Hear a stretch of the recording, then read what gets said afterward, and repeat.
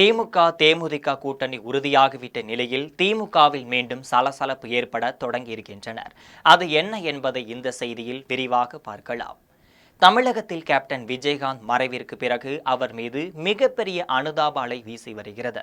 இது வாக்குகளாக மாறும் என அரசியல் கட்சி தலைவர்கள் நம்பி வருகின்றார்கள். அந்த வகையில் தற்பொழுது பிரேமலதா விஜயகாந்த் தலைமையில் நடைபெற்று வரும் தேமுதிக கட்சிக்கு எடப்பாடி பழனிசாமி அழைப்பு விடுத்து வருகிறார். கடந்த முறை போல் வாக்குறுதியை தந்துவிட்டு ஏமாற்ற மாட்டோம் என்றும், நிச்சயமாக ஒரு ராஜ்யசபா எம்பி பதவியை தருகிறோம், எங்களுடன் கூட்டணி சேருங்கள் என அழைப்பு விடுத்திருந்தார். ஆனால் பிரேமலதா விஜயகாந்த் இதற்கு பதில் கூறவில்லை.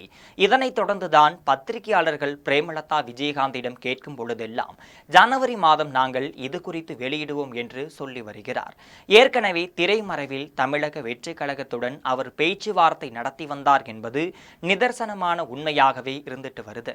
இந்த நிலையில்தான் முதலமைச்சர் மு.க. ஸ்டாலின் உடல்நலம் குறித்து விசாரிப்பதற்காக அவரை சந்தித்து பேச இருக்கிறார் தேமுதிக பொதுச் செயலாளர் பிரேமலதா. அப்பொழுது அரசியல் பற்றியும் பேசியதாகவும் தெரிய வருகிறது. இருவரும் பேசிய நிலையில்தான் கூட்டணி பற்றி எந்த முடிவும் எடுக்கப்படவில்லை. இதனைத் தொடர்ந்து பிரேமலதா விஜயகாந்த் தனது பிரச்சார பயணத்தை தொடங்கியிருக்காரு. அவரது பிரச்சார பயணத்தின் போது திமுக ஆட்சியில் வன்முறைகள் அதிகரித்து விட்டனர் என்கின்ற ரீதியில் பேச தொடங்கினார். இதனை கேள்விப்பட்ட முதலமைச்சர் மு.க. ஸ்டாலின் திமுக முக்கிய நிர்வாகிகள் ஒருவரை அழைத்து பிரேமலதா விஜயகாந்தை அவ்வாறு பேச வேண்டாம், திமுகவுடன் கூட்டணி இருக்க வாய்ப்பு இருக்கிறது என்ற தகவலையும் சொன்னதாகவும் சொல்லப்படுகிறது. கேப்டன் விஜயகாந்தை பொறுத்தவரையில் திமுகவை எதிர்த்துதான் அரசியல் நடத்தி வந்தார். அவர் ஒருபோதும் திமுகவுடன் கூட்டணி சேருவதில்லை என்பதில் குறிப்பிடத்தக்கது. கலைஞர் கருணாநிதியை பலமுறை அவர் தாக்கியும் பேசியிருந்தார்.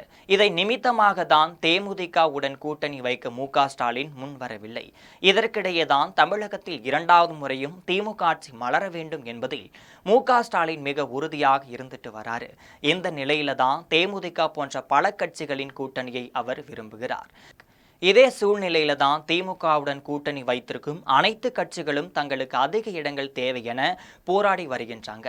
இதனால மு.க. ஸ்டாலின் முக்கிய நிர்வாகிகளுடன் பேச்சுவார்த்தை நடத்தி திமுகவிற்கான தொகுதிகளை குறைத்துக் கொள்ளலாம் என்ற முடிவுக்கு வந்திருப்பதாகவும் தெரிய வருகிறது. கூட்டணி கட்சிக்கு கூடுதல் இடங்கள் தராமல் இந்த முறை தேர்தலை சந்திக்க முடியாது என முடிவுக்கு வந்த மு.க. ஸ்டாலின் தற்பொழுது தேமுதிகவிற்கு 10 தொகுதிகளும் ஒரு மாநிலங்களவை உறுப்பினர் பதவியும் தரலாம் என்ற முடிவுக்கு வந்திருப்பதாகவும் சொல்லப்படுகிறது. ஏற்கனவே தேர்தல் தொகுதி பங்கீடு குறித்து பிரேமலதா விஜயகாந்திற்கு தகவல் தெரிவிக்கப்பட்டு அவரும் சம்மதம் தெரிவித்ததாகவும் தெரிய வருகிறது. இந்த நிலையில தான் ஏற்கனவே விடுதலை சிறுத்தைகள் கட்சி சார்பாக தங்களுக்கு 15 இடங்கள் வேண்டுமென கேட்டுக்கொண்டிருந்தார்கள்.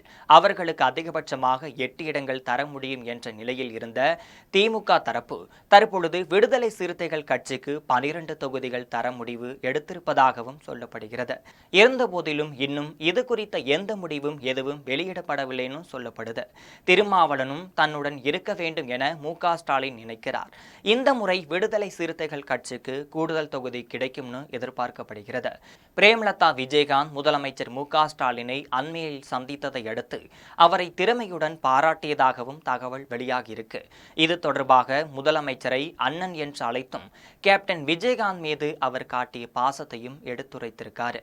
முதலமைச்சர் மு.க. ஸ்டாலின் எங்கள் வீட்டிற்கு பலமுறை வந்து கேப்டன் அவர்களின் நலத்தை விசாரித்துள்ளார். அவர் நன்றாக இருக்க வேண்டும் என்றும் நம்புகிறேன் என பிரேமலதா விஜயகாந்த் பேசியிருந்தார்.